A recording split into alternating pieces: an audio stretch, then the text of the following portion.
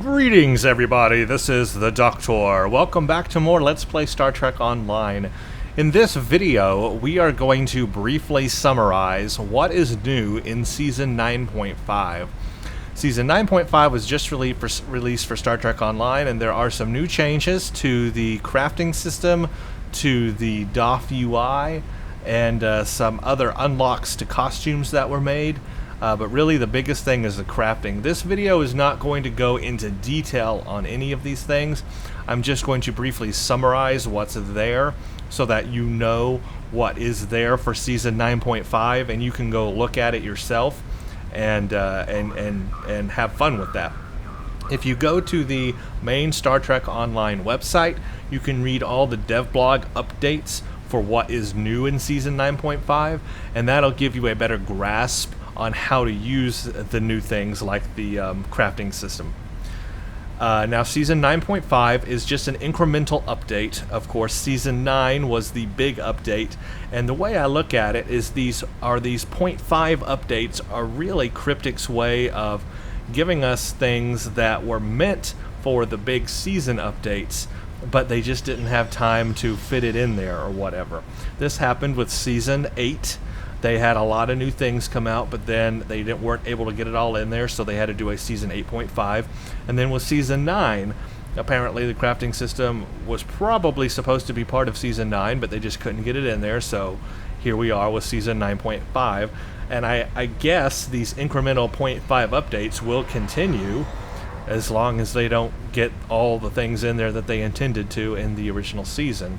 Now, normally, in the big season updates, you can go to What's New In under Help and Support, and like this one says What's New in Season 9. Unfortunately, for this 0.5 update, they didn't do that. They don't have any updates for us in-game to look at a list of what's been changed in 9.5. I wish they would do that, because if I'm not mistaken, they did do it for 8.5. Yes, Season 8.5, the last one right here. So they did do it for 8.5, but they didn't do it for 9.5.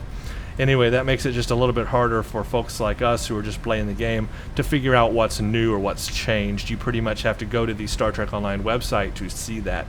Anyway, the big thing, the really big thing that's been updated or changed in this game is the R&D system, or crafting. Now, I am not a crafter, even in the old system, and actually it has been updated once before. There was the original crafting system, and then they kind of updated it a bit. Not majorly overhauled it, just updated it a bit. And now I guess this is really the third iteration of it. This is a major overhaul of it and the way it works. Now, I did not craft then, and I do not craft now, so I barely knew how to use the old crafting system, and I really don't know how to use the new one.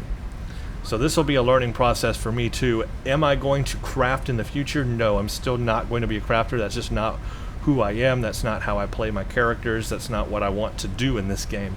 But there are people that do craft, and hooray for them. I'm glad. If that's what you like doing, by all means go at it. In the past, you had to go to Star Systems and collect materials to get that R&D, and then go to Memory Alpha, which we can't see on our map right now, but Memory Alpha was actually located, and it's still on the map, up here in Alpha Centauri block. Memory Alpha is where you went to do all your crafting, and there were tutorials at the beginning of the game that would lead you to Memory Alpha. In fact, that was part of the of your missioning or leveling up. Is one of them was to go to Memory Alpha and deliver some materials to a person who I just forgot their name. Lettuce. I have lettuce on my brain. It was something about lettuce. I'm not joking. It's either cabbage or lettuce, and was her name, literally. And you went there and delivered those materials. Well, Memory Alpha no longer exists. I guess it exists, but you can't go there. You can't beam down to the planet. So they removed that entire zone, Memory Alpha. They also removed star clusters like Eridan Belt, Kazan Cluster, all these nebulas that you could go to at the end of each sector block. They removed that content as well. So those are no longer there, and in fact that's where you would get a lot of your materials, were in that those clusters. Well, those no longer exist. Apparently now you can go to where they used to exist, and there's a way to like get new Daath missions from there. We're going to take a look at that in this video because I'm not sure how that works myself. I haven't tried it yet. Anyway, basically they removed content. They also removed all the cluster and nebula missions that you could do when you went to a cluster or a nebula. There was like scan 3 star systems missions, and they were random. They could be ground or space. Well, those are totally removed from the game. No longer do they exist in Season 9.5. A lot of debate, obviously, over that. Cryptic claims that it ruins the gameplay experience as the game is now. I kind of feel the opposite way because I think the more content, the better. Especially at endgame, we need all the extra things that we can do or get, because the game becomes quite boring without that. I believe that the goal should not be to remove content to improve the gameplay experience. I believe the goal should be to improve that content and increase content to improve the gameplay experience if the level of those missions and those clusters and nebula missions were not up to par. Then if it were me in charge, I would make them up to par. I would fix it. I would make it better and make it in line with the rest of the game and still keep that content. Because we are content starved in this game. Removing content is not the answer to improving the gameplay experience. That is my opinion. Okay, the crafting system. Here's what I like about the crafting system. First of all, they have added an R&D tab to your inventory. So they have separated the materials out of your main inventory, and that is great. I absolutely love that. In fact, I wish they would give us more tab options in our inventory. I would like to be able to have a tab 1, a tab 2, or whatever, so I could separate my inventory into different things, like put all my shields in one place, put all my deflectors in one place. I'd also like that in the bank. However, that's not what we have today, but we do have the R&D tab now. All our materials are separated from our main inventory. I love this idea. The only problem that I've seen with that is, let me just show you real quick. When we go to like sell something, let's say we go to sell equipment, all of that R&D material shows up in the sale tab here for like Lessa. As you can see, anything we can sell from my inventory, it also pulls it from the R&D tab. So like if you want, if you have a lot of materials, you'd have to scroll way down past all your materials to get to your inventory stuff to sell your inventory stuff. That I do see that as a bit of a downside. I wish there was a way to select which tab you're pulling from to sell stuff from. That would be an improvement I'd love to see. But on the R&D tab, you will see that they have changed the icon art, all updated, and these materials, there's a lot more materials now, a lot more variety of materials. Like you have industrial replicator supplies, you have a focusing lens, geranium, beta tachyon particle, tetrazine gas, trionium gas, Z particle, hydrazine gas, hexafluorine gas, magnesite, and titanium. These materials that I have here, I got from opening a box. When Season 9.5 came out, I had a box sitting in my inventory that I could open all of a sudden with these materials in it, and I believe I got those because I had dabbled a little bit into crafting on this character, and maybe I was a couple of levels up or something on crafting. So depending on what level you were previously on crafting, you should get some free materials. So that's basically the materials, and I'm guessing, excuse me, I'm guessing that you still get materials from the sector blocks themselves or from doing Daath missions. I'm not entirely sure myself. Again, I don't craft, but they've changed things, so you can't go to those nebulas or clusters anymore. Alright, so to get to your crafting system, it's actually under the duty officer menu now, which is still labeled just duty officer. However, that's where your R&D tab is. So they need to relabel that button because it is confusing. I had trouble finding it. I was like, where is the new crafting system? If it's not on Memory Alpha, where am I supposed to go? And I first looked under here. It wasn't listed here. So it was actually under my Daath menu where I found it, and is a special tab called R&D now. So this is it. This is where you do all your crafting. You still have to level up into certain levels, and the higher level you get, the better stuff you can craft. That's still a thing. How you do it is just differently. So in progress, obviously I have nothing in progress. I only have one slot I can use for right now, and I don't know how this works, but this is how it's divided. You've got beams, cannons, engineering, ground weapons, projectile science, and shields. Under beams, you've got beam arrays, beam consoles, dual beam bank, a focusing lens, which I have no idea how that helps or what that does. Targeting interface, again, I don't know. Emitter module, I don't know. Cannons, you got dual cannons, dual heavy cannons, single cannons, turrets, a barrel synchronizer, again, focusing lens, electromagnetic coupling, EPS regulator, fire extinguisher, plasma compressor, cannon technology. I don't know what all that is, but it's there. Under engineering consoles, ground armor, impulse engines, singularity cores, warp cores, industrial replicator supplies, lab equipment, coolant injectors, plasma capacitors, a lot of stuff there. Ground weapons, you have blast assault, compression, dual, full, high, auto, minigun, pulse wave, sniper rifle, split beam, stun, wide. Then again, you have this focusing lens. I don't know what all that does. Projectiles, just what you would think, mines, projectile consoles, torpedoes, and other things as well. Science, you got deflectors, consoles, lab equipment, field generators, EPS, quantum field focus. I guess if you click on details, actually that's where you start the thing. Shields, you've got personal shield, space shield, all that stuff. So you can look at this yourself and try to figure out what each one is, because I guess if you go to one of these, you click like begin or something, it'll tell you what it is. Like this is a Mark II anti-proton beam array. And I don't have anything to start this, but you need duty officers, you have a cost, and then catalysts.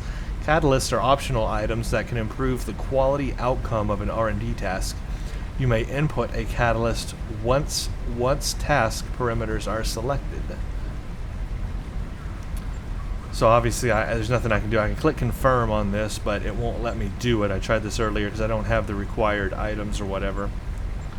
I have the duty officer. I don't have any catalyst. It costs, I guess, I don't know. I'm missing something to start this, or I don't know how that works. But I did find one thing that worked.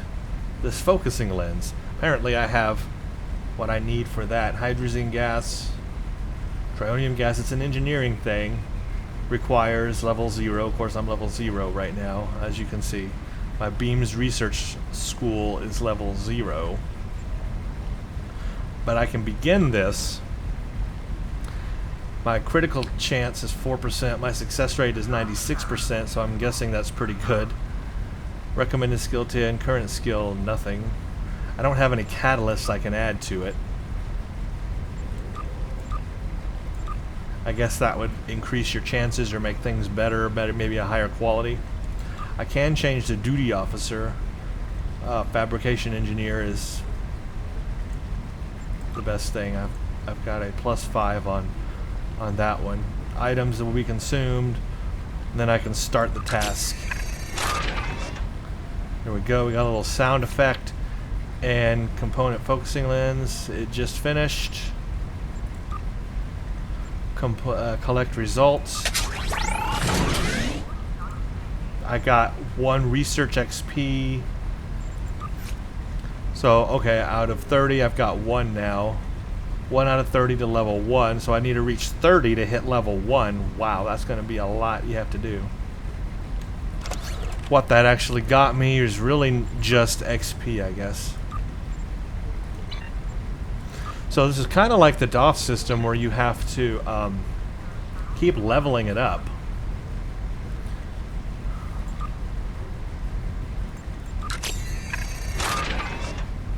You can finish it immediately for some dilithium, but we're not going to do that.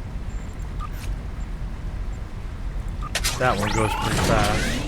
I'm 2 out of 30, so a tedious process. But some of these can, yeah, this one says duration 5 seconds. Some of these are long. Some of these are, this one 20 hours. So it's kind of like the Daath system. What they've done here is they've made the R&D system much like the Daath system. That's what I see.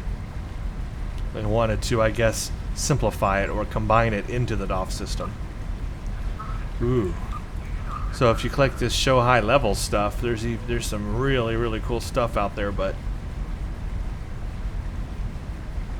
yeah, complicated. It actually is a little complicated. But this is not meant to be an in-depth video. This is just showing you what's there. You can look at it yourself and try to figure it out. But that's the new crafting system, and that's where you go to access it. So that is one of the big changes with Season 9.5. Was met with a lot of debate, of course. Some people hate it, some people love it. I don't know. I'm either way, because I never used the other one really, and I'm not going to use this one. I'm not going to craft. So to me, it just really kind of doesn't matter. But to a lot of other people, it will matter. So leave your comments below and let me know what you think of the crafting system. If you're a big crafter, did you like it the way it was before? Or do you like this new way? Or how would you do it better? Alright, moving on. Another update they have made that is actually quite controversial as well. And actually, to me, I am very infuriated with it. And I'll say that very confidently. Is a UI change to the Daath menu. Okay, the Daath system has had a UI change. By UI, I mean user interface. The overview menu is the same. You can see, you know, where your progress is on Daath missions. That's all fine and good. The roster is still the same. You've got your active space, Daaths, your active ground, who's in the brig. All this stuff right here is good. You can click on a Daath and see all their information. But here's what's changed, and here's what I don't like. The assignments tab. Whoa, that's different. So what they've done is they've made it look like the R&D tab. They've kind of combined the interfaces to be similar, which in a way is a good idea. However, this new UI for the Daath system is a lot slower than the previous way was. In the previous Daath system, you could simply go to a project, just double click out the wazoo all the Daaths you wanted to add to that project, and start it from one menu really fast. It took no time at all to start Daath missions. It was a fast thing to do. Also, you could compare the different Daaths that you wanted to assign to that Daath mission. You could compare their abilities on one screen. You didn't have to go to a separate screen. Well, now this makes you go to more menus, more screens to access that information. It also makes starting each mission just more complicated. So it takes more time to plan out and start a Daath mission. That overall is going to slow down your Daathing. So if you're a big Daather and you like to Daath, the way it used to be was really fast. You could just go to a star system, sector, or whatever, load up the Daath Daath projects you want to start by just double clicking the Daaths to assign to that project. Bam, bam, bam, bam, bam. You were done. Well, on this one, you have to, like, let's say here's a science one. I can see it's going to take 1 hour. I have to click plan. Now it takes me to a whole separate screen away from everything else, and I cannot compare Daaths. So when we click the select button, it brings up instead this long menu of Daaths that you have that can do that project. right? And then you select from there which DOF you want to use. Then you assign slot. And if you have several slots, you have to do that for each one to assign the slot, and then you begin the assignment. This is just longer, and you cannot compare DOFs. The way it was before was just so much simpler. Now here's one with 2 DOFs. So I click this. I have to assign that a slot, and then look, see, it changed the menu. It changed the location of this window, and I can't even move this window right now. I can't resize it, and I cannot move this window. So here I was clicking over here. Now I have to come over here and click assign slot and then begin. And it really gets bad when you have a lot of slots to assign, when you have like multiple, you know, like when you need a lot of people. I believe one of these diplomats, yeah, like this one here. Look at all these you need to assign. This is very confusing.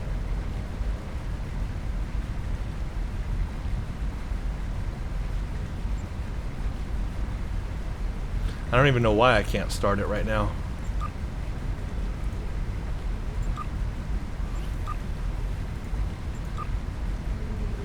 It's just nuts. I don't like this. Also, I think these are too big. Like this whole thing here, this whole panel, it's just too big. It needs to be smaller. They need to be smaller, maybe half this size, so that you can line them up, because now scrolling down through all your assignments you have available wherever you are, it's just too much at once. There's just too much. It's too big. It's too big on the screen. The font size is too big for each category, and the panels are too big. The way it was before, I could almost see everything on the screen at once. Now, I can't. It's just more complicated than it needed to be. Here's a finished one. Collect rewards. Probably because I see why. Yeah, whatever. Anyway, that it's just more complicated than it needs to be. Anyway, DOF UI change, season 9.5. I'm not happy with it myself. I think it made it more complicated than it needed to be. The size really needs to be fixed.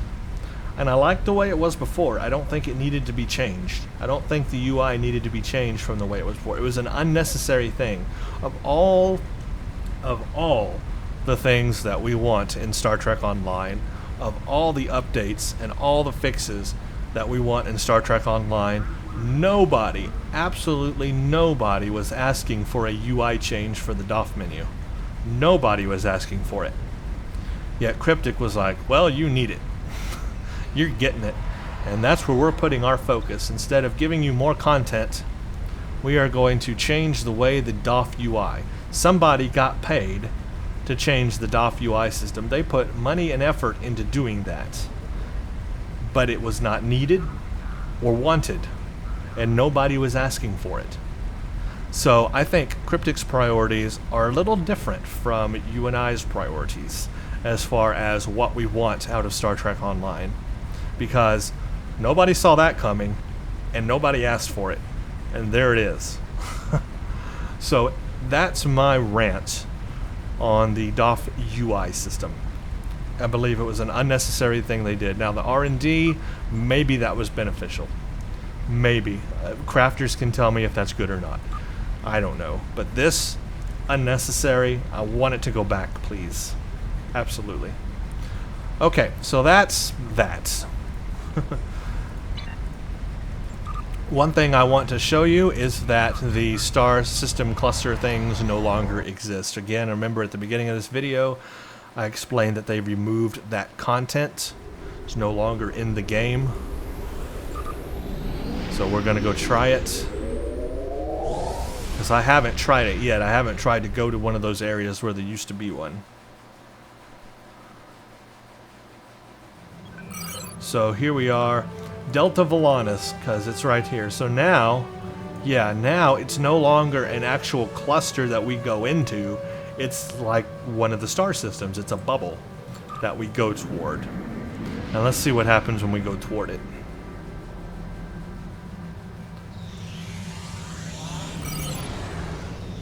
If you're wondering why I'm in a Vulcan science cruiser, then you just saw a sneak peek of one of the ships I will be showing you in the future that I haven't done yet. I've had this Vulcan Science Cruiser, well, ever since it came out, but I've never done any videos on it, and I figured it's time. Let's do one, but that's coming later. So basically, it looks like Delta Volantis just got this nebula-looking graphic attached to it. And you click it, and then it brings up Daath missions available, or what would have been available in that cluster. So here's one we can do that would have been in that cluster.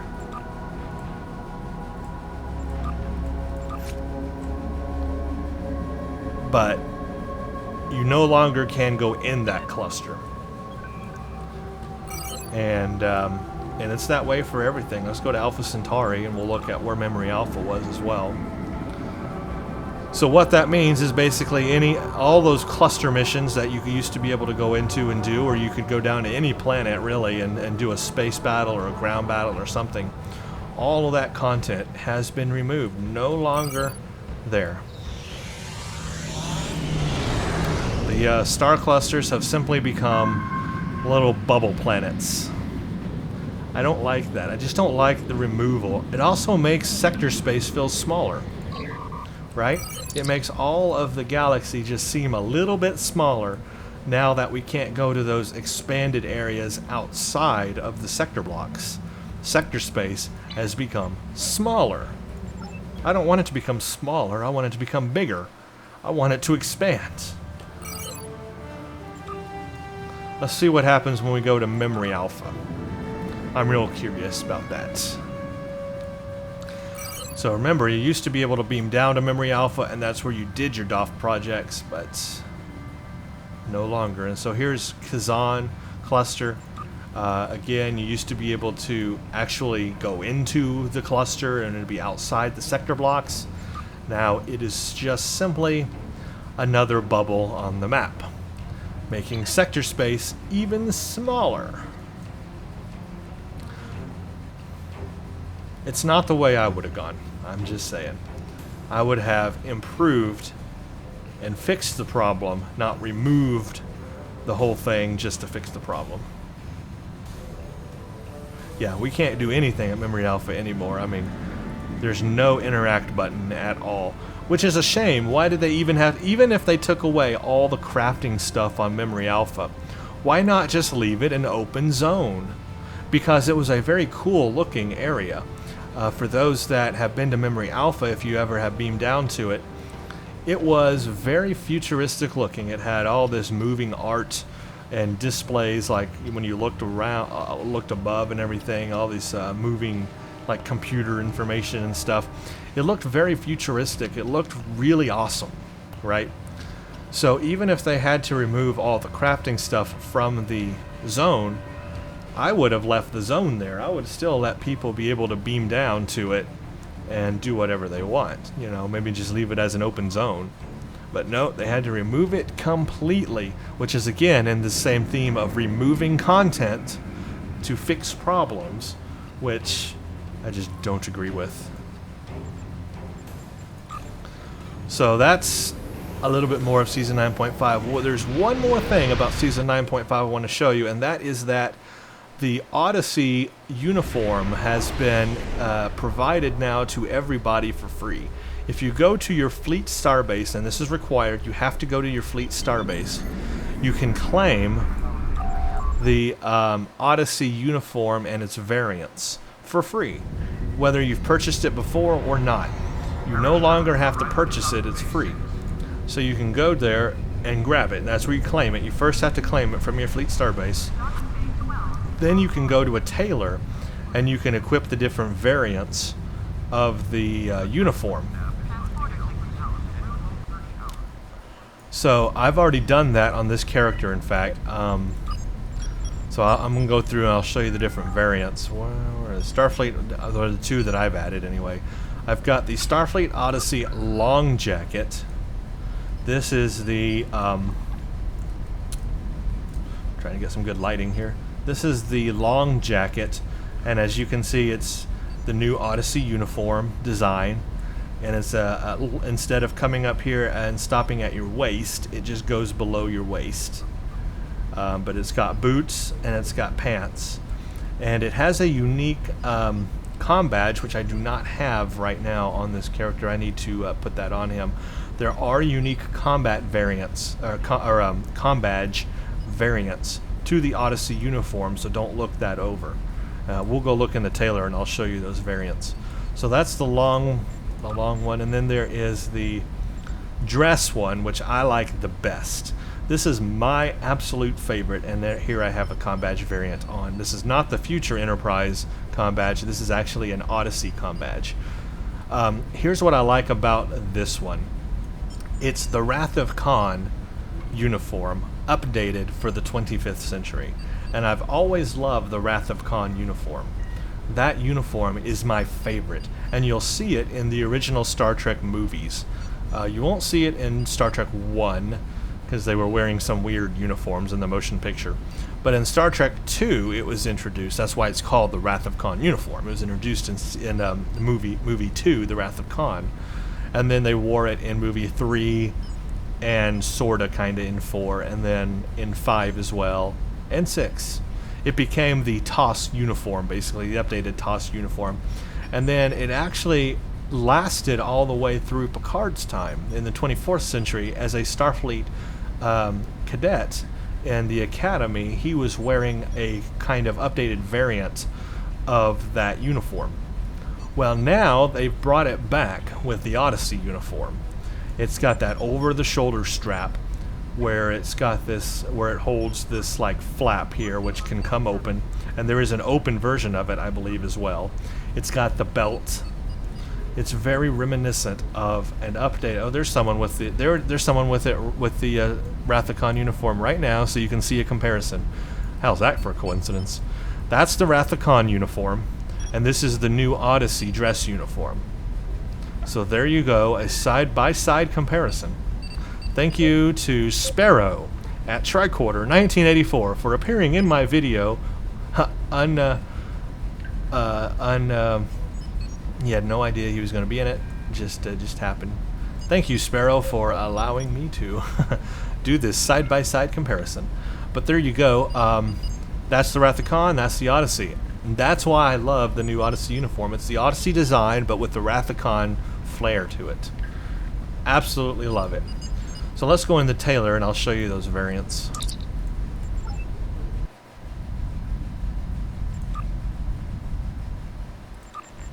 So we can go to Odyssey. Here's the standard Odyssey uniform. If we applied it to our character, that's the standard uniform where it's short to the waist. It does have a belt. It didn't change the comm badge, but you can do that manually. Now if you go to uniform, you'll be able to change it here. Here's the different badges. Odyssey 1 badge and Odyssey 2 badge. So the Odyssey 1 badge is that.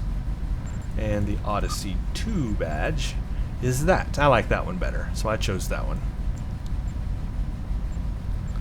The upper, you have lots of Odyssey. You've got plain old Odyssey, which you see here. You've got the Odyssey dress, which we just talked about.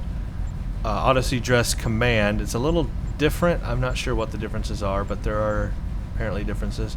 I guess probably a command.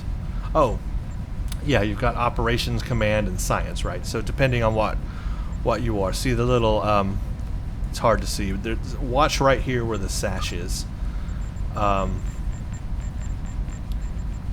Odyssey command has the command insignia on the sash. Operations has the operations insignia, and then science has the science insignia. So depending what career type you are, will determine what insignia you have on your sash there. So that's important. You don't want to put a science logo on a tactical or engineering character. So just be sure you pick the right one. And then you have the dress. You have the long jacket, which we looked at, which is basically, this is just the normal shirt, and then this is the long jacket. Here's tactical. So you have command, operations, science, and tactical Oh, tactical has a little bit of a looks like a different kind of patterning on the front here to outline your abs. That's funny. I never noticed that before, actually. So that kind of outlines your abs a little bit better. If you're a tactical character, you can look a little more buff in the Odyssey uniform. So as you can see, a ton of Odyssey variants to choose from. You just have to make sure you go claim them in your fleet starbase first. So the fleet starbase tailor. Go to him, claim those for free, and then you'll have access to them. Pants, there are Odyssey pants. Oh, there's an Odyssey belt. Here we've got Odyssey dress belt, Odyssey tactical belt. So 3 different Odyssey belts that you can wear. And Odyssey pants, just regular plain old pants. And then there are Odyssey boots as well. So that's new in 9.5. I like that. Definitely gives you some more tailor options, and it looks pretty good. I like it. Again, this is my favorite one right here. And you will also notice all the Starfleet NPCs have been updated with the Odyssey uniform. So when we come to Lessa over here, you'll see she's wearing the Odyssey uniform.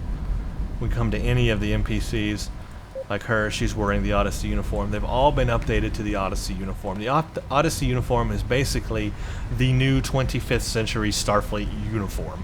The official Starfleet uniform of this century. And I'm glad they did that, because what they had introduced with the Antares and the Sierra costumes were not very... I mean, they were okay, but they were not like official, you know, Starfleet uniforms of the 25th century. Now they've kind of made it said and made it confirmed that the Odyssey uniform is what evolves from the, probably, I guess, the DS9 uniform, or any of those uniforms that they would wear, now the Odyssey uniform. So those are the major things in season 9.5. Crafting, Daath UI, Star Cluster and Nebula missions removed, and the entire areas themselves removed. Memory Alpha removed. NPCs get Odyssey uniforms, and Odyssey uniform becomes available to all Starfleet officers from your fleet starbase tailor for free. Those are the big updates. You've heard my opinions, and now I want to hear yours about everything in season 9.5. So thank you for watching this video. I look forward to your comments. I really want to hear about the crafting system. I want to hear what you think about the removal of the Star Cluster and Nebula missions, and the Odyssey uniform. I want to hear it all. Let me know what you think. Thank you for watching, and stay tuned for the next one.